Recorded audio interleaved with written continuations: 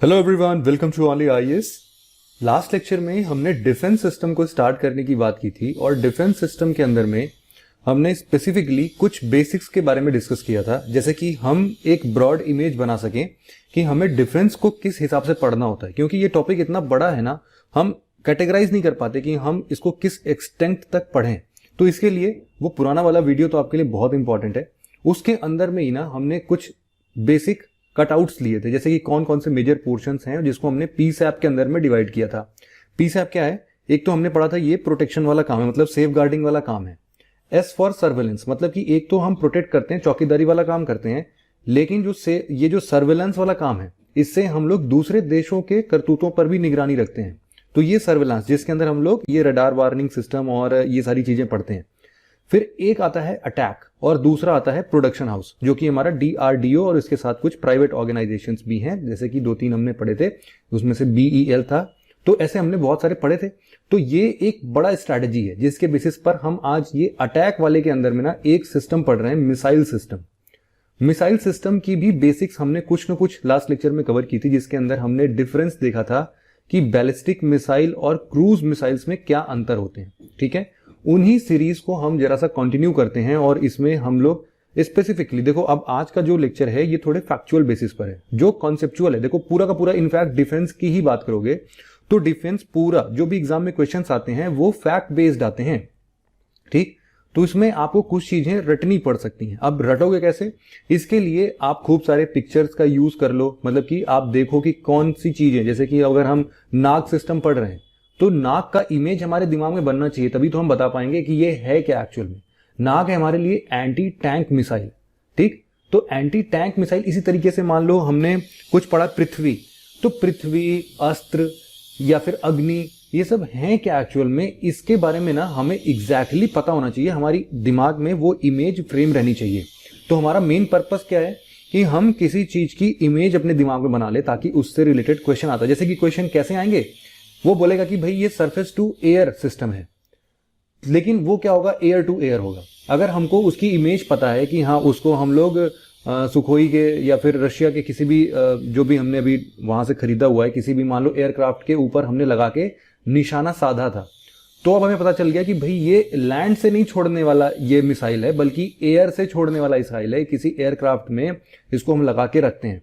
तो इस तरीके की इमेज आपको दिमाग में बनानी पड़ेगी उस पर्टिकुलर मिसाइल के लिए। ठीक है, अप्रोच समझ में आ गया, मिसाइल सिस्टम को हम कैसे कवर करेंगे। ठीक है, अब जरा एक बार हम मोटा मोटा नाम देखते हैं कि ये कुछ मिसाइल सिस्टम्स हैं। ठीक है, और मिसाइल सिस्टम्स में बहुत सारी चीजें आती हैं। हमने केवल उसमें से क्रूज मिसाइल और बैलिस्टिक मिसाइल्स ही देखे थे। इसके अलावा जैसे कि हम बता रहे हैं एंटी टैंक मिसाइल है, इसके बाद बहुत सारा मिसाइल्स है जो कि हम क्रूज और बैलिस्टिक के अंदर पढ़ेंगे, लेकिन वो प्रोग्राम के अंदर होगा IGMDP। ठीक है, integrated guided missile development programme के अंदर, जो कि हमारे परम पूज्य और सबसे ऑनेस्ट प्रेसिडेंट, सबसे ऑनेस्ट नहीं बोलूंगा, ऑनेस्ट तो वैसे सब होते हैं, लेकिन हाँ मेरे लिए इनके लिए बहुत रेस्पेक्ट है, late doctor APJ Abdul Kalam के लिए। तो उनके द्वारा ये 1980s में ये प्रोग्राम को लॉन्च किया गया था और उस टाइम पर मतलब समझ लो कि बिल्कुल शुरुआत थी कि जैसे अभी ये क्रूज मिसाइल्स वगैरह हैं, इनको अभी आप पढ़ोगे तो इसमें से बहुत सारी चीजें हैं जो 80s के टाइम पर स्टार्ट हुई थी। बैलिस्टिक मिसाइल्स की बहुत सारे बिल्कुल स्टार्टिंग थी। तो हमने जैसे पृथ्वी 1 है, पृथ्वी 1 आज हम पढ़ेंगे। पृथ्वी 1 जो है वो 1983 में स्टार्ट किया गया या फिर 1980s के इनिशियल पीरियड्स में स्टार्ट किया गया। इनको एज और डेट इतना इंपॉर्टेंट नहीं होता यहाँ पर, हमें ये अंदाजा लग जाना चाहिए कि ये स्टार्ट कब हुआ है, 1980s के टाइम पर। तो ऑब्वियसली अगर ये मिसाइल है और ये गाइडेड मिसाइल है तो डेफिनेटली ये कहाँ होगा, IGMDP प्रोग्राम के अंदर में होगा या फिर इससे लिंक्ड होगा। मतलब इस तरीके का कुछ फ्रेमवर्क हमें बना के चलना है, क्योंकि देखो हमारा मेन पर्पस ये होना चाहिए कि हम कितना कम से कम चीजों को रट सकें, क्योंकि रटने वाला जो फैक्टर होता है ये एक पर्टिकुलर दिनों के बाद, मान लो 10-1 दिन है, उसके बाद चीजें भूलने लगती हैं। उनको रिवीजन रेगुलर बेसिस पर करना बड़ा जरूरी हो जाता है। तो इससे बेहतर है कि हम चीजों को इस हिसाब से पढ़ें हमेशा, हर सब्जेक्ट के लिए मैं बोल रहा हूं कि जैसे मॉडर्न हिस्ट्री भी है, तो मॉडर्न हिस्ट्री में भी बहुत सारी चीजें रटने की होती हैं, लेकिन उसको हम अगर लिंक करते हुए चलें, एक एज बना ले कि हाँ इस टाइम पे ये एक मेन इवेंट है और इस मेन इवेंट से रिलेटेड हम खूब सारे इवेंट्स को इससे कनेक्ट कर दें कि हाँ इसी वाले में, जैसे कि हम ये छोटा इवेंट कोई पढ़ रहे हैं, हमने पढ़ा कि ये छोटा इवेंट बस इसी टाइम पर हुआ था जिस टाइम पर ये मेन इवेंट हुआ था, तो उससे हम लोग ईयर का अंदाजा लगा सकते हैं। हम लोग को इस इंडिविजुअल छोटे छोटे इवेंट्स की ईयर नहीं याद करनी पड़ेगी, हम केवल एक मेजर जो भी इवेंट हुआ है इसका ईयर याद करेंगे और इसके बेसिस पर ये छोटे छोटे सारे उससे लिंक करके हर बार पढ़ेंगे। उससे क्या होगा कि हमें इनके ईयर्स नहीं पढ़ने पड़ेंगे, केवल एक ही ईयर में काम हो गया। मतलब ये कुछ स्ट्रेटजीज हैं जो कि आप चाहो तो इनको यूज कर सकते हो, ठीक है। और मुझे पता भी है कि इसमें से बहुत सारे लोग इसको ऑलरेडी यूज कर रहे होंगे, कोई बहुत 30 मार्क वाला ये स्ट्रेटजी नहीं, मैंने बता दिया आप लोग को, ठीक है। तो यूजुअली लोग ऐसा यूज करते हैं, जिनको नहीं पता था उनके लिए मैंने बता दिया। कुछ बेसिक्स की बात हम ऑलरेडी कर चुके हैं मिसाइल सिस्टम में भी, कि वही कि मैक क्या होता है, मैक स्पीड क्या होती है, सुपरसोनिक, सबसोनिक, हाइपरसोनिक, ये सारी चीजें क्या थी वो हमने लास्ट लेक्चर में ऑलरेडी डिस्कस कर लिया है। और हमने ये भी पढ़ लिया था कि क्रूज मिसाइल्स कैसे वो लोग चलते हैं, बैलिस्टिक मिसाइल कैसे चलते हैं, ये सारी बातें हमने कर ली थी, ठीक है। चलो फिर सबसे पहले आज हम पढ़ते हैं क्रूज मिसाइल्स के बारे में। ये जैसे आप फोटो देख रहे होगे ये क्रूज मिसाइल है, और क्रूज मिसाइल के बारे में हमने ये पढ़ा था कि ये पूरे अपने जर्नी के दौरान हम इसको अच्छे तरीके से गाइड कर सकते हैं। मतलब कि जैसे हम लोग अपना एरोप्लेन उड़ाते हैं, उसको कहाँ जाना है, कहाँ लैंड करना है, कब मोड़ना है, क्या करना है, वो सब हम इस क्रूज मिसाइल्स के बेसिस पर करते हैं। अब ये काम कैसे करता होगा, सोचो ये तो केवल मिसाइल है, तो इसके लिए हमने पढ़ा था कि भाई इसके अंदर कुछ सेल्फ नेविगेटिंग डिवाइसेस लगे होते हैं, और साथ ही साथ इसमें कुछ ऐसा सिस्टम्स होता है जो कि सिग्नल्स को रिसीव और ट्रांसमिट करते हैं, जिसके बेसिस पर हम लोग इनको रिमोटली कंट्रोल कर सकते हैं। मतलब कि ये एरोप्लेन के अंदर तो कोई एक पायलट होता है ना, जो कि उसको चेंज करता है, उसकी डायरेक्शन, उसके विंग्स को टिल्ट करता है, लेकिन यहां पर इसके अंदर तो कोई बैठेगा नहीं ना। बैठेगा तो भाई वो तो फिर ISIS वाला काम हो जाएगा कि सीधे जाओ अपने हाथ में, ह्यूमन बॉम्ब वाला केस बन जाएगा ना, वो वैसा नहीं है। ये तो सिंपल सा एक मशीन है केवल, जो कि कैपेबल है कुछ वॉरहेड्स को ले जाने के लिए। हो सकता है कि इसमें कन्वेंशनल वॉरहेड्स हो जिससे केवल तबाही मचती है, और किसी से तबाही से कहीं ज्यादा मचती है, वो है न्यूक्लियर वेपन। तो न्यूक्लियर वॉरहेड भी ले जा सकता है, आगे इसके टोपी पर लगा होता है, ठीक है। तो इतनी बातें हैं क्रूज मिसाइल्स की, जो कि हमने ऑलरेडी कर ली थी। इसको हम बस इतना बात याद रखना है कि क्रूज मिसाइल्स जो होते हैं वो बहुत ज्यादा ऊंचाइयों पर नहीं उड़ते हैं, थोड़े कम ऊंचाई पर उड़ते हैं, जमीन से छूते हुए उड़ते हैं। इनको हम गाइड कर सकते हैं, और इनकी बढ़िया एक्यूरेसी होती है, स्पीड्स भी इनकी काफी अच्छी होती है। इसके दो बहुत ही बढ़िया एग्जाम्पल जो हमारे पास होने चाहिए हमेशा, वो एक है निर्भय और दूसरा है ब्रह्मोस, ठीक है। ये दो एग्जांपल्स इसके समझ लो सबसे बेस्ट एग्जांपल्स हैं क्रूज मिसाइल्स के हमारे कंट्री के लिए। तो निर्भय और ब्रह्मोस क्या है, जरा इसके एक बार इनके बारे में भी पढ़ लेते हैं। इंडियन क्रूज मिसाइल्स के और भी फॉर्म्स हैं, जैसे कि निर्भय और ब्रह्मोस तो है ही है, इसके अलावा ब्रह्मोस का एक हायर वर्जन है जो कि अभी अंडर डेवलपिंग स्टेज में है, मतलब कि डेवलपिंग स्टेज में है। अस्त्र है इसके बाद, फिर उसके बाद कुछ air to air missile systems हैं, और उसके बाद बराक 8 है, ठीक है। इनके बारे में जरा हम पढ़ते हैं फटाफट से। सबसे पहला मान लो निर्भय के बारे में हम पढ़े।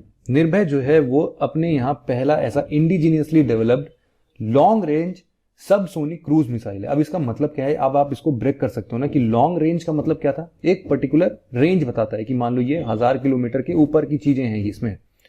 फिर सबसोनिक है, सबसोनिक है मतलब कि इसकी स्पीड साउंड से कम है, मतलब कि इसकी स्पीड कितनी है, लगभग हम बोलते हैं कि 0.6 मैक या फिर 0.7 मैक के लगभग है। तो साउंड के इतने लगभग चीजों में, मतलब स्पीड में इसके वेरिएशंस रहते हैं, ठीक है। अब तीसरी बात जो हमें याद करनी होती है कि इसकी कैपेबिलिटी क्या है, क्या चीज ये एक जगह से दूसरी जगह ले जाने में सक्षम है।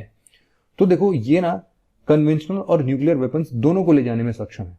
मुझे लगता है कि मोर और लेस न्यूक्लियर वेपन को ले जाना हमेशा ना किसी भी मिसाइल की स्टेबिलिटी को बताता है, क्योंकि न्यूक्लियर जो वॉरहेड्स होते हैं वो हाईली अनस्टेबल होते हैं।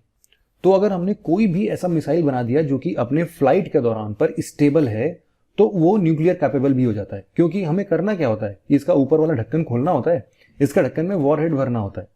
अब इस वॉरहेड को हम कन्वेंशनल वॉरहेड भी बना सकते हैं, न्यूक्लियर वॉरहेड भी बना सकते हैं। तो मोस्ट ऑफ द टाइम आप देखोगे कि हम इस तरीके से डेवलप ही करते हैं। अब सोचो, ऐसा तो कभी हम सोचेंगे नहीं ना कि हम चलो एक निर्भय मिसाइल बनाते हैं, उसको कन्वेंशनल के लिए बताते हैं, और एक हम थोड़ा स्टेबल बनाते हैं, उसको हम लोग न्यूक्लियर वॉरहेड्स के लिए यूज करेंगे। तो ये तो काफी महंगा हो गया ना, इकोनॉमिक ऑफ स्केल पर ये सही नहीं बैठेगा। तो क्यों ना हम एक ही ऐसा मिसाइल बना दें जिसके बेसिस पर हम जब चाहे उसमें कन्वेंशनल और न्यूक्लियर दोनों वॉरहेड्स को यूज कर सकते हैं। तो इसकी बात होती है, ठीक है। तो ये सबसोनिक क्रूज मिसाइल है, लॉन्ग रेंज का है। याद रखना निर्भय क्या है, निर्भय एक long range subsonic cruise missile है। तीन बातें यहां पर समझ में आती हैं, और तीनों बातों से आप डेफिनेटली इसके बारे में काफी कुछ पता लगा सकते हो कि लगभग 1000 किलोमीटर की इसकी रेंज होगी। ये लगभग 1 मैक से नीचे, मतलब अप्रोक्सीमेटली 0.6 और 0.7 मैक पर ये चलेगा, और ये क्रूज मिसाइल है। बाकी बहुत सारी चीजें आप इसे डिराइव कर सकते हो, ठीक है, ओके। अब यहां पर देखो क्या होता है कि बहुत ज्यादा हम लोग को पढ़ने की जरूरत नहीं होती है कि इसके अंदर डीपली की कौन सी टेक्नोलॉजी यूज की गई है। किसी में अगर एकदम स्पेसिफिक टेक्नोलॉजी कोई है, कोई बिल्कुल यूनिक सी टेक्नोलॉजी है, तो डेफिनेटली हम उसके बारे में पढ़ते हैं। जैसे कि निर्भय का क्या स्पेशलिटी है कि ये all weather subsonic cruise missile है, कि ये इसके अब ऐसा नहीं होगा कि बारिश हो रहा है तो आप इसको नहीं लगा सकते हो, कभी बहुत तेज धूप है या फिर रात है तब आप नहीं कर सकते हो, कभी भी इसको आप लॉन्च कर सकते हो। डीआरडीओ के द्वारा इसको बनाया गया है, मल्टीपल प्लेटफॉर्म्स पर हम इसको यूज कर सकते हैं, ठीक है। और इसको कन्वेंशनल न्यूक्लियर वॉरहेड्स दोनों जगह यूज कर सकते हैं। मल्टीपल प्लेटफॉर्म्स का क्या मतलब होता है? मल्टीपल प्लेटफॉर्म्स का मतलब ये होता है कि हम इसको आर्मी, नेवी और अपने एयरफोर्स कहीं पर भी यूज कर सकते हैं। इसको हम लोग कहीं पर भी माउंट कर सकते हैं और वहां से इसको लॉन्च कर सकते हैं। तो इसीलिए मल्टीपल प्लेटफॉर्म से ये लॉन्च हो जाता है, ठीक है। कि ये मान लो कोई हमारी नेवल शिप है, उसके ऊपर भी हमने तैनात कर दिया, तो उन सब जगहों से भी ये हो जाता है। याद रखना, निर्भय जो है यहाँ पर 2 स्टेज की ये मिसाइल है और दोनों स्टेज सॉलिड रॉकेट बेस्ड है, मतलब सॉलिड रॉकेट मोटर बूस्टर पर बेस्ड है। सॉलिड फ्यूल इसमें लगा हुआ है। सॉलिड फ्यूल क्या है, 2 स्टेज क्या है, ये सब हमने जो सैटेलाइट में पढ़ा था ना, समझ लो सेम टेक्निक यहां पर भी यूज होती, कुछ भी डिफरेंस उसमें नहीं है। रॉकेट क्या था? एक प्रोपल्शन सिस्टम था, है ना। वो किसी चीज को एक जगह से दूसरे जगह ले जाता था। मोर और लेस देखा जाए तो ये मिसाइल्स भी तो यही करते हैं। वो सैटेलाइट्स को एक जगह से दूसरे जगह ले जाता था तो हम उसको लॉन्च व्हीकल या रॉकेट बुलाते थे। ये हमारे वॉरहेड्स को ले जाता है तो एक जगह से दूसरी जगह, तो इसको हम लोग मिसाइल्स बुलाते हैं। बस इतना सा डिफरेंस है। मैकेनिज्म मोर और लेस बहुत सारी चीजों का सेम है। वो बाद में जब हम लोग कभी कभी क्या करते हैं, इसके अंदर स्क्रैमजेट इंजन लगा देते हैं, रैमजेट इंजन लगा देते हैं, वो थोड़ा सा डिफरेंट होता है, बस, और कोई डिफरेंस नहीं है। यहां पर एक बात याद रखना कि अमेरिका में निर्भय जैसा एक अमेरिकन टोमाहॉक नाम से एक मिसाइल है। टोमाहॉक जो है वो मोर और लेस समझ लो कि इंडिया ने इसी अमेरिकन वर्जन या फिर इसका इंडियन वर्जन उन्होंने बनाया है, अमेरिकन टोमाहॉक का। तो वो तो अमेरिका में है, इसीलिए इन्होंने इंडिजीनियसली निर्भय मिसाइल को बना लिया। फिर आता है हमारा the famous BrahMos missile. BrahMos missile देखो अपने आप में बिल्कुल यूनिक है। हम बोलते हैं कि ऐसा मिसाइल जो है वो भले मतलब शायद ही किसी देश में होगा। ये इतना बेहतर है अपने प्रिसिशन में, अपने स्पीड में, मतलब हर चीज में इसकी टेक्नोलॉजी बहुत ही अच्छे तरीके से डिफाइन की गई है। इसीलिए ब्रह्मोस अपने आप में यूनिक है और इसको जॉइंटली बनाया जा रहा है रशिया और इंडिया के द्वारा। आप देखोगे कि एक्चुअल में क्या है कि जो इसका नाम है, इसका नाम ही 2 चीजों को मिला के बना है। वो 2 चीजें हैं क्या? वो हैं रिवर्स। हमारे 2 रिवर्स, बहुत ही फेमस रिवर्स। एक ब्राह जो है BRAH, ये है ब्रह्मपुत्र से, ठीक है। और जो MOS है वो एक रशिया में एक रिवर बहती है, बहुत ही ऐसे ही प्योर और बहुत ही मतलब अपने आप में एक यूनिक और इंपॉर्टेंट रिवर है रशिया की, वो है मोस्कवा। अब आपको जरा मुझे मैप में पॉइंट आउट करके बताना है कि मोस्कवा जो है वो एक्चुअल में रशिया के कौन से सेक्शन में बहती है। मान लो कि अगर ये रशिया है, रशिया कुछ इस तरीके से रेक्टेंगुलर डब्बे में हमेशा रिप्रेजेंट कर सकते हो, तो आप मुझे बताओगे कि ये इसके बिल्कुल सेंटर सदर्न रीजन पर है, या फिर इसके अपर सेंट्रल रीजन में है, या फिर इसके वेस्टर्न साइड में है कि ईस्टर्न साइड में। जरा सा फटाफट से मैप देखो इस चीज को और कमेंट सेक्शन में, डिस्कशन पेज पर इसको लिख के बताओ मुझे कि ये आपको पता है कि नहीं। और अगर नहीं पता है तो इसको जरूर से देखो, फिर याद हो जाएगा। ब्रह्मोस हमेशा से याद रहेगा, ठीक है। ये एक एक्सरसाइज है क्योंकि आपको ब्रह्मोस याद रहे। ब्रह्मोस में पहले स्टेज में, एक्चुअल में ये 2 स्टेज है।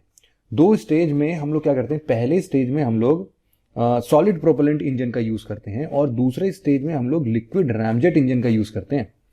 तो इसीलिए ये अपने आप में काफी यूनिक है। और सबसे बढ़िया बात क्या है कि इसको स्पेसिफिकली 2017 में मॉडिफाई किया गया कि Su-30 MKI में हम लोग इंडियन एयर फोर्स के अंदर इसको इस एयरक्राफ्ट में हम लोग डाल दें। अब इसमें क्या होगा कि हम लोग इस मिसाइल को जब डालेंगे तो ये क्या बन गया, अब अपना एयर टू सरफेस मिसाइल बन गया। मतलब कि हमें किसी भी सरफेस पर कुछ भी बमबारी करनी है तो हम क्या करेंगे, ब्रह्मोस को ले जाएंगे और इन सब जगह पर उनको फिट कर देंगे। हम एक बार फिट हो गए तो जब भी इनकी जरूरत पड़ेगी तो हम लोग आराम से इनको यूज कर सकते हैं। टेस्टिंग वगैरह हो चुकी है इनकी, बे ऑफ बंगाल में हमने बड़ा बढ़िया से देखा था। देखो प्रॉब्लम क्या आती है ब्रह्मोस में, इसका सब कुछ तो बहुत बढ़िया है। जैसे कि आप अगर स्पीड वगैरह की बात करोगे तो स्पीड इसकी है लगभग 2.8 मैक की स्पीड आती है। मतलब लाइट से लगभग 3 गुना स्पीड जो है वो ये एक्वायर कर सकता है, तो स्पीड बहुत बढ़िया हो गई। जो एक लिमिटेशन है वो इसके रेंज के लिए। रेंज क्यों? क्योंकि देखो केवल और केवल 300 किलोमीटर का ही रेंज है जो कि ये कवर कर सकती है। ऐसा क्यों है पता है आपको? देखो, एक होता है MTCR रेजीम, जिसको आपने ऑलरेडी पढ़ रखा होगा अपने इंटरनेशनल ऑर्गेनाइजेशन वाले क्लासेस में। तो MTCR के अंदर में क्या होता है, देयर इज अ लिमिटेशन कि अगर आप किसी भी न्यूक्लियर वेपन को इंपोर्ट कर रहे हो और अगर MTCR के मेंबर नहीं हो आप, तो आपको जो भी इसकी मारक क्षमता और इसका जो दूरी है कि कितने रेंज में ये फंक्शन कर सकती है, उसमें लिमिटेशंस लगाए गए हैं।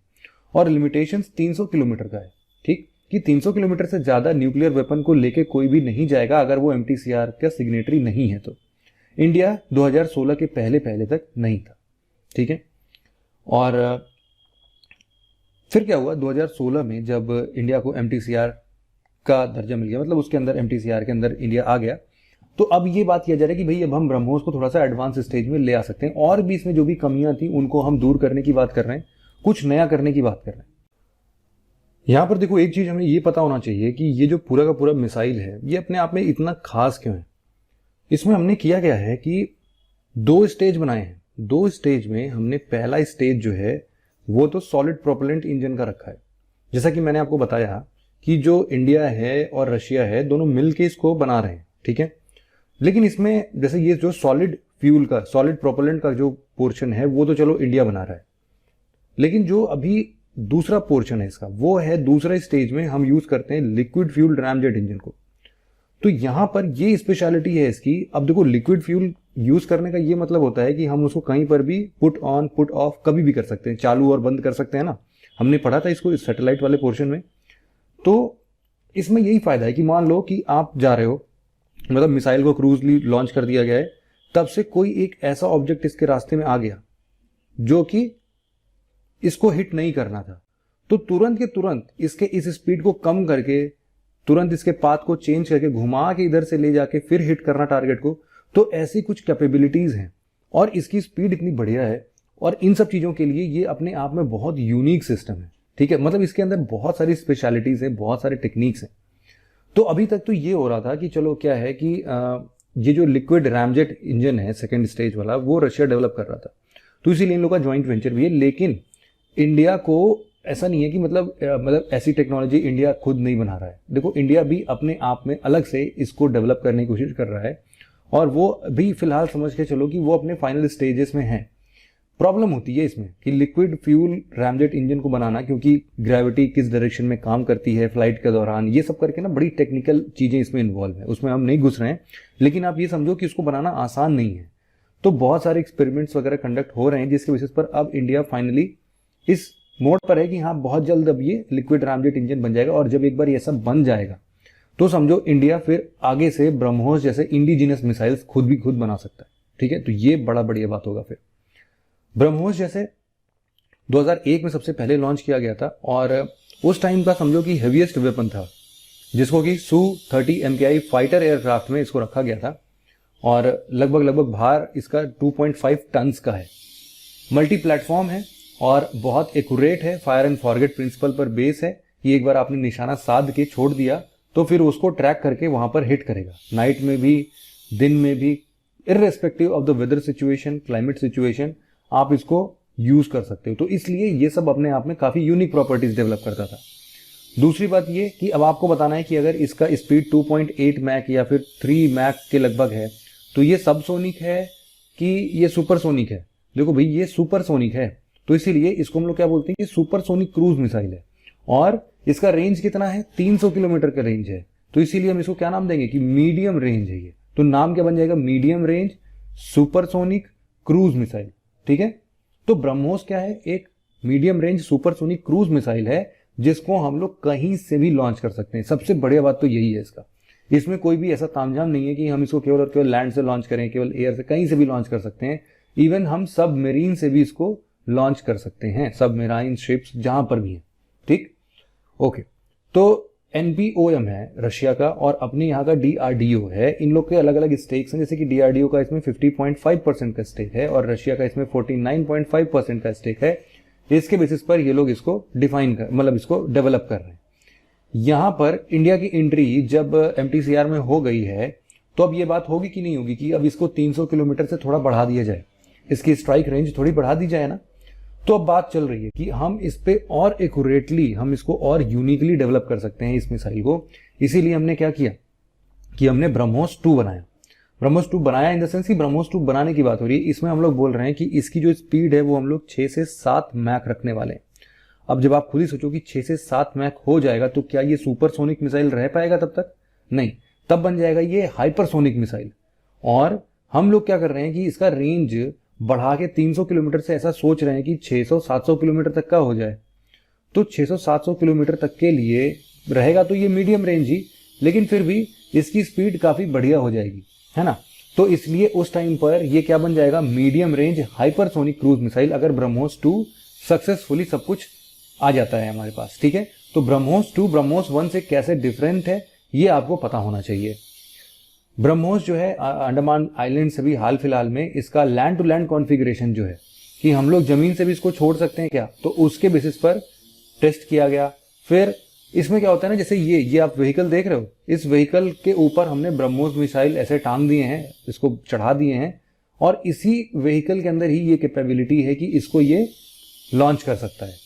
तो दूसरी बात ये, और इसके अलावा जो कुछ एंटी शिप वर्जन है, जैसे कि सुपरसोनिक क्रूज मिसाइल्स के जो वर्जन हैं, उनको हमने चांदीपुर ओडिशा से एंटी शिप वर्जन की, एंटी शिप वर्जन मतलब क्या है कि मान लो कोई भी शिप आ रही है उस पर अगर हमें ब्रह्मोस मिसाइल को छोड़ना है, सुपरसोनिक क्रूज मिसाइल ब्रह्मोस है, तो उसके लिए भी हमने उसको टेस्ट फायर कर दिया है। चांदीपुर से कोई भी एक ऐसी घटिया सी कोई शिप हमने बुलाई और उस पर हमने टारगेट करके देखा, बिल्कुल एक्यूरेटली शिप मूव भी कर रही थी, लेकिन फिर भी उसने बहुत एक्यूरेटली ब्रह्मोस ने उसको हिट किया। तो इस बेसिस पर फायर एंड फॉरगेट प्रिंसिपल पर बेस्ड ये ब्रह्मोस मिसाइल काफी इंपॉर्टेंट है हमारे लिए। फिर आता है हमारे पास अस्त्र। अस्त्र क्या है, देखो ये पहला indigenously developed air to air missile है। याद रखना ये सिर्फ एयर टू एयर मिसाइल है। हम लोग क्या करेंगे कि इसको वही सुखोई 30 MKI में, जो कि हमारा ऐसा वॉरक्राफ्ट है, इसमें हम लोग डालेंगे इसको लॉन्च, मतलब इसको यहाँ पर टक करते हैं और उसके बाद हम इसको लॉन्च कर सकते हैं। इसको हम लोग एक और नाम से जानते हैं, इसको हम लोग बोलते हैं बीवी राम। बीवी राम का क्या मतलब है, देखो AAM जो है इसका मतलब होता है एयर टू एयर मिसाइल। ये तो बहुत सिंपल सा है क्योंकि अस्त्र एयर टू एयर मिसाइल है, तो इसलिए इसको आम लगा दिया इसके आगे, ठीक है। जो सरफेस टू एयर मिसाइल होगा उसके आगे साम लगा देंगे, मतलब इस तरीके से चलता है एब्रिविएशंस। लेकिन इसमें एक है beyond visual range. Beyond visual range है जो कि इस अस्त्र मिसाइल को एकदम से यूनिक बनाता है। बहुत बार क्या होता है कि जब भी हम ऐसे वॉरक्राफ्ट उड़ाते रहते हैं तो हमें विजिबिलिटी इतनी ज्यादा नहीं होती उतनी स्पीड पर कि कौन सी एयरक्राफ्ट हमारे सामने कितनी स्पीड से आ रही है। तो वो सारी चीजों के लिए हमने रडार सिस्टम लगा रखा होता है अपने इन वॉरक्राफ्ट एयरक्राफ्ट वगैरह में। तो उसमें क्या होता है कि नॉर्मली हम लोग चीजों को डिटेक्ट करते हैं कि आखिरकार कौन सी चीज हमारे पास कितनी तेजी से आ रही है, उनको टैकल करने के लिए हम लोग समझ लो अस्त्र का यूज करते हैं। या फिर जैसे कि आप इसको और कैसे अपने दिमाग में, मैं आपको शुरुआत में बता रहा था कि एकदम इमेज बन जानी चाहिए अस्त्र की। आप देखो इमेज इस तरीके से बना सकते हो कि जैसे महाभारत के टाइम पर जब ब्रह्मास्त्र यूज होते थे, तो पुराने वाले, अगर आपने महाभारत देखा होगा तो उसमें इधर से एक लोग ये तीर छोड़ते थे, उधर से इधर से ये तीर आती थी, और फिर आपस में खूब बढ़िया पटाखे जैसा रोशनी होता था, और ये दोनों गायब हो जाते थे, और दोनों के दोनों लोग जो हैं जिन्होंने इसको भेजा है, इसमें से एक खुश और एक दुखी हो जाता था। ऐसा फेशियल एक्सप्रेशन हमेशा देखने को मिलता था, है ना। तो फेशियल एक्सप्रेशन के ऊपर ही पूरा महाभारत चल गया था। वैसे फाइट वेट का सीन तो उस टाइम पर उतना कहाँ ही CGI वगैरह सब डेवलप किया गया था, तो कोई नहीं, उस टाइम का अपना बेस्ट सीन था। लेकिन वहां से अस्त्र को आप रिलेट कर सकते हो कि भाई उन्होंने अस्त्र यूज किया था। अस्त्र हवा में क्या करता था, लड़ता था, और एयर टू एयर क्या करता था, यहाँ पर लड़ भिड़ के अपना काम दिखाता था, करामात दिखाता था। समझ लो अस्त्र जो आज के टाइम पर बन रहा है वो भी एयर टू एयर मिसाइल है। इस तरीके से आपको चीजों को याद रखना है। कौन बनाता है इन सब चीजों को, हमें पता है कि DRDO के अलावा और कौन ही है जो इसको बनाएगा। बहुत सारे इसमें फीचर्स हैं, जैसे कि lock on before launch, lock on after launch, all weather ये मिसाइल है, अस्त्र कभी भी यूज कर सकते हैं इसको। इसके बेसिस पर थोड़ी और अगर इसके स्पेशलिटीज पर बात होगी तो उसके पहले हम लोग को एक बेसिक पढ़ना पड़ेगा, ये एयर टू एयर मिसाइल्स क्या होते हैं। देखो एयर टू एयर मिसाइल्स जो हैं उनको हम लोग 3 रेंज में डिफाइन करते हैं, एक शॉर्ट रेंज, एक मीडियम रेंज और एक बियॉन्ड विजुअल रेंज, ठीक है। जो मीडियम रेंज या फिर लॉन्ग रेंज होता है उसको हम लोग लगभग एक ही जगह पर कंसिडर करते हैं, और फिलहाल जो भी मीडियम रेंज और लॉन्ग रेंज होता है उसको ही हम बियॉन्ड विजुअल रेंज का नाम देते हैं। ठीक है, मतलब जो 3 सेक्शन हमने डिवाइड किया, एक तो शॉर्ट रेंज, जो कि शॉर्ट रेंज ऐसे होते हैं जो कि हम देख सकते हैं, उनको अपने विजुअल रेंज के अंदर में होते हैं। लेकिन जो मीडियम रेंज और जो लॉन्ग रेंज ऐसे मिसाइल्स, क्रूज मिसाइल्स होते हैं, उनको हम लोग देख नहीं पाते, उनके लिए बियॉन्ड विजुअल रेंज की मिसाइल्स की जरूरत होती है। और उसमें क्या होता है कि हम लोग क्या बोल सकते हैं उसको, जैसे कि बियॉन्ड विजुअल रेंज मतलब मान लो 25 किलोमीटर 30 किलोमीटर कोई दूर की चीजें हैं, तो इतना हमारा विजिबल रेंज तो नहीं होता, इतनी विजिबिलिटी नहीं होती हमारी। इसमें क्या होता है कि जो ऐसे मिसाइल्स होते हैं उनके अंदर भी रडार सिस्टम्स होते हैं, और लॉक इन टेक्निक होती है कि हमने टारगेट को लॉक करके जब जैसे ही उनको लॉन्च किया, उनको अटैक करने के लिए, तो फिर वो गाइडेड होते हैं कि वो अपने आप ऑटोमेटिकली ड्रिफ्ट करेंगे, अपने आप स्विफ्ट मोशन में जाएंगे, वहां पर करते हुए वो उसको हिट करते हैं। तो एयर टू एयर मिसाइल भी कुछ इस तरीके से काम करता है। ये आप फोटो देखो, आपको बहुत बढ़िया तरीके से समझ में आएगा। यही है अपना वॉरक्राफ्ट, और यहां से इसको लॉन्च किया गया। ठीक है, तो इस तरीके से ये निकलेगा और फिर जहां पर भी इसको टारगेट को हिट करना होगा वो हिट करता है। स्पेसिफिकेशंस की अगर हम बात करें तो देखो क्या है कि एक तो इसकी स्पीड जो है वो लगभग 4.5 मैक के लगभग है, तो अपने आप में अस्त्र इंपॉर्टेंट हो जाता है। 4.5 मैक भाई बहुत होता है, आप समझो कि 5-5.5 हजार किलोमीटर प्रति घंटे की स्पीड से चल रहा है। 70 किलोमीटर तक की इसकी रेंज है।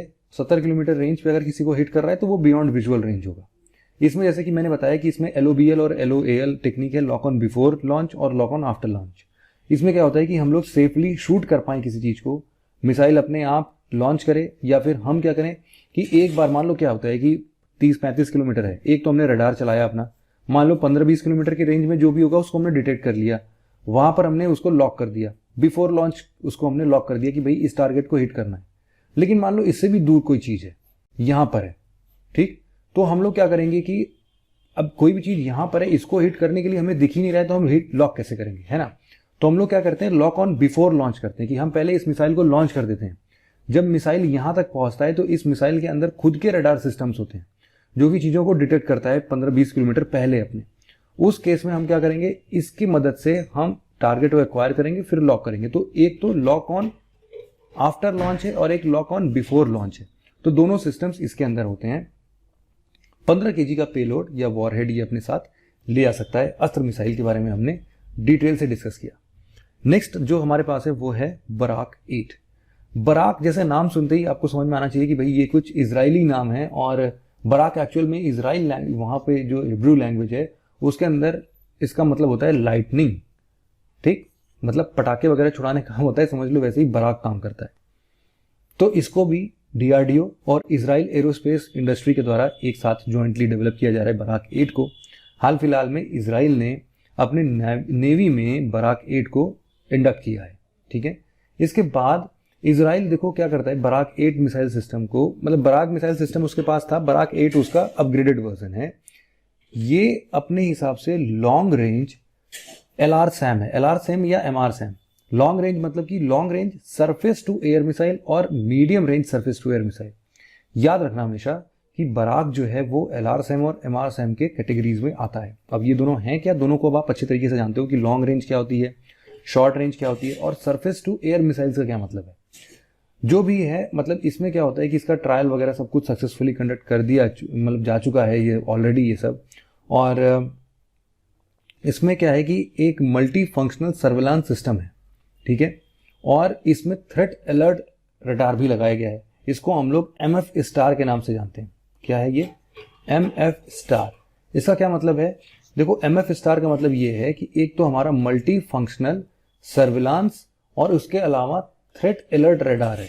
ठीक है, तो इसके अंदर रडार सिस्टम बराक 8 के अंदर भी लगा है, ये बात आपको पता होनी चाहिए, जिससे कि हम लोग दूर तक की इमेजेस को एक्वायर कर सकते हैं। ठीक है, इसके बाद LRSAM जो है और MRSAM जो है, दोनों की अलग अलग अपने स्पेसिफिकेशंस है। जैसे कि जो प्रोजेक्ट MRSAM है वो बेसिकली लैंड लॉन्च वर्जन है बराक 8 मिसाइल का, लेकिन जो LRSAM है वो शिप लॉन्च वर्जन है। रेंज लगभग यही है, 70 किलोमीटर से 100 किलोमीटर की रेंज है, और 100 किलोमीटर दूर भी अगर कोई टारगेट है तो उसको डिस्ट्रॉय करने की कैपेसिटी रखता है ये। LRSAM जो है वो आप बोल सकते हो कि लॉन्ग रेंज इंगेजमेंट में काम करता है। लॉन्ग रेंज मतलब कि आप समझ सकते हो कि काफ़ी दूर भी अगर कोई चीज़ है उसको लॉक करके उसको हिट करने की टारगेट्स को रखता है। ठीक है, तो मतलब ये सब बहुत मल्टीपर्पज यूज से ये लोग काम कर सकते हैं। LRSAM जो है वो सबसोनिक सुपरसोनिक दोनों मिसाइल्स हैं, और fighter aircraft, maritime patrolling aircraft, helicopter, sea skimming missiles, किसी भी चीज़ों में ये इसको हम लोग इंडक्ट कर सकते हैं लॉन्च करने के लिए। आप देख लो इसके कुछ स्पेसिफिकेशन यहाँ पर दिया हुआ है। यहाँ पर आप देख सकते हो कि इसकी स्पीड जो है वो लगभग मैक 2 की स्पीड है। मैक 2 मतलब अपने ब्रह्मोस से कम है, और इसमें state of the art technology का यूज किया गया है, जिसके बारे में अभी हमने पढ़ लिया। एक क्वेश्चन ऐसे ही 2008 में पूछा गया था, बड़ा ही सरल सस्ता क्वेश्चन, कि बराक एंटी मिसाइल डिफेंस जो है वो हमने कहाँ से लिया है या फिर कहाँ से कुछ बात हो रही है। देखो, ये जब भी बराक का नाम सुनो तो हिब्रू लैंग्वेज की लाइटनिंग याद आनी चाहिए, और उसका रिलेशन हमेशा इसराइल से होगा। तो Israel is the correct answer, A is the correct answer. बात करते हैं बैलिस्टिक मिसाइल्स की। देखो, बैलिस्टिक मिसाइल जो है वो कैसे चलता है, आपको पता है कि बैलिस्टिक मिसाइल जो है वो अपने ग्रेविटी के बेसिस पर चलता है और पैराबोलिक पाथ ऐसे वाला एक्वायर करता है। ठीक है, बहुत सारी इंपॉर्टेंट सीरीज हैं जिसको हम लोगों ने integrated guided missile development programme IGMDP के अंदर में DRDO के द्वारा लॉन्च किया गया था उस टाइम पर, 1980s के टाइम पीरियड पे। तो ऐसे बहुत सारे बैलिस्टिक मिसाइल्स हमने बनाए, लेकिन उनमें से जो आज के डेट में सबसे उम्दा मिसाइल है वो है अग्नि। अग्नि समझ लो, इसके बहुत सारे वेरिएशन है, अग्नि 1, 2, 3, 4, 5, ऐसे बहुत सारे हैं। हर बार जैसे ही इसका नंबर इंक्रीज होगा उसकी कैपेसिटीज इंक्रीज होती हैं, उनकी टेक्नोलॉजीज इंक्रीज होती हैं। उनके बारे में भी हम डिस्कस करेंगे बहुत ही डिटेल से, क्योंकि अग्नि अपने हिसाब से आप समझो कि मिसाइल्स में सबसे इंपॉर्टेंट मिसाइल अग्नि है। इसके अलावा और भी कौन कौन से ऐसे बैलिस्टिक मिसाइल्स हो सकते हैं, जरा हम उनके बारे में एक नज़र डालते हैं। ओवरऑल जैसा कि हमने ऑलरेडी डिस्कस किया हुआ है कि देखो, short range, intermediate range, intercontinental range, इस 3 चीज़ों में बैलिस्टिक मिसाइल को हम लोग कैटेगराइज करते हैं। वहां पर क्या था, शॉर्ट रेंज, मीडियम रेंज और लॉन्ग रेंज।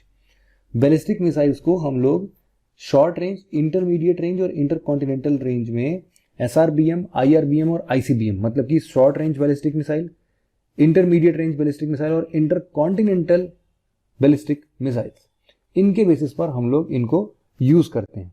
अब इंटरकॉन्टिनेंटल की जब भी हम बात करते हैं तो आप समझो कि उसका जो इंटरकॉन्टिनेंटल है उसका कितना दायरा होगा। समझ लो, इंडिया से अगर लॉन्च हो रहा है तो इतने बड़े एरियाज पे वो अटैक करने की कैपेसिटी रखता है। जैसे कि इंटरकॉन्टिनेंटल का मतलब ये है कि हम अपने एशिया कॉन्टिनेंट से बाहर निकल कर अटैक करने की क्षमता रखते हैं। तो उसमें रशिया आ जाएगा, अफ्रीका आ जाएगा, ऑस्ट्रेलिया आ जाएगा। अभी US वाला हिसाब किताब इसमें नहीं है, अग्नि 5 तक में तो नहीं है। अग्नि 5 में क्या है कि अग्नि 5 क्या है अभी आगे पढ़ेंगे भी। Nuclear capable intercontinental ballistic missiles हैं। शुरुआत में देखा गया तो अग्नि 1 या फिर अग्नि 2 जो थे वो सारे के सारे इंटरकॉन्टिनेंटल नहीं है। थोड़े से देखो, जैसे कि अग्नि 1 इसका स्ट्राइक रेंज इतना है केवल, फिर अग्नि 2 बनाया गया तो इसका स्ट्राइक रेंज थोड़ा बढ़ाया गया, इतना कर दिया गया कि भाई अगल बगल के जो भी पड़ोसी मुल्क हैं, पाकिस्तान और इन सब, चाइना है, इन सबको थोड़ा डिटरेंस प्रोवाइड हो। इस तरीके से धीरे धीरे ये रेंज बढ़ते जाएंगे जब भी आप अग्नि के नंबर्स इंक्रीज करते जाओगे। बैलिस्टिक मिसाइल्स में देखो क्या है कि एक तो न्यूक्लियर कैपेबल हो सकता है और एक नॉर्मल भी हो सकता है, लेकिन मोस्टली जो होते हैं बैलिस्टिक मिसाइल्स वो न्यूक्लियर मिसाइल्स ही होते हैं most of the time. Agni और Prithvi one of the best examples में आप इसको नोट कर सकते हो। साथ ही साथ यहाँ पर देखो, टारगेट्स में 2 तरीके के टारगेट हमारे पास हमेशा होते हैं बैलिस्टिक मिसाइल्स। मतलब हम कब बैलिस्टिक मिसाइल यूज करेंगे, देखो बैलिस्टिक मिसाइल हम तब यूज कर सकते हैं जब हमें किसी दुश्मन देश के आर्मी बटालियंस पर कभी हमला करना हुआ या फिर किसी एक पर्टिकुलर स्पेस पर हमला करना हुआ, उनको ध्वस्त करने की बात है, छोटे चीज़ों की बात है। और हमारे लिए वो टेक्नोलॉजिकली इंपॉर्टेंट इसलिए हो जाते हैं क्योंकि वहाँ से हो सकता है कि आगे फायरिंग हो या फिर हो सकता है कि वहाँ से भी कुछ अटैक्स परफॉर्म किए जाएं।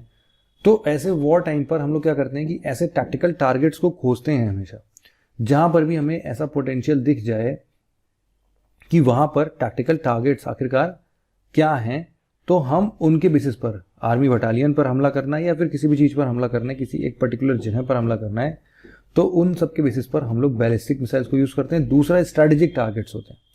स्ट्रैटेजिक टारगेट्स मतलब क्या है कि हम किसी शहर को ही तबाह करना चाहते हैं। जैसे कि हमें पता चलेगा कि भाई हम लोग न्यूयॉर्क को तबाह करना चाहते हैं, हम लोग शंघाई को तबाह करना चाहते हैं, या फिर हम लोग इस्लामाबाद को तबाह करना चाहते हैं। तो इन सब चीज़ों के लिए हम बैलिस्टिक मिसाइल्स का यूज़ करते हैं। क्लासिफिकेशन की अगर हम बात करें ना, बैलिस्टिक मिसाइल के क्या क्या टाइप्स अभी हम पढ़ने वाले हैं। इसमें से प्रहार, प्रगति, पृथ्वी, K4 मिसाइल सिस्टम अपने आप में बड़ा यूनिक सा, अभी हम पढ़ेंगे इसको। फिर सबसे इंपॉर्टेंट है पास अग्नि। अग्नि देखो सबसे ज्यादा इंपॉर्टेंट है क्योंकि सबसे लेटेस्ट है और सबसे खतरनाक है, तो अग्नि 1 2 3 4 5 6 जो भी है उसके बारे में हम पढ़ेंगे। इसको यहीं पर मैं पॉज करता हूं, फिर हम मिलेंगे बैलिस्टिक मिसाइल के साथ, मतलब बैलिस्टिक मिसाइल के स्टडी के साथ, है ना। चलो फिर मैं यहीं पर पॉज करता हूं, यहीं से मैं फिर वापस से कंटिन्यू करूंगा नेक्स्ट लेक्चर में। Thank you very much for listening it very patiently friends. Have a nice day.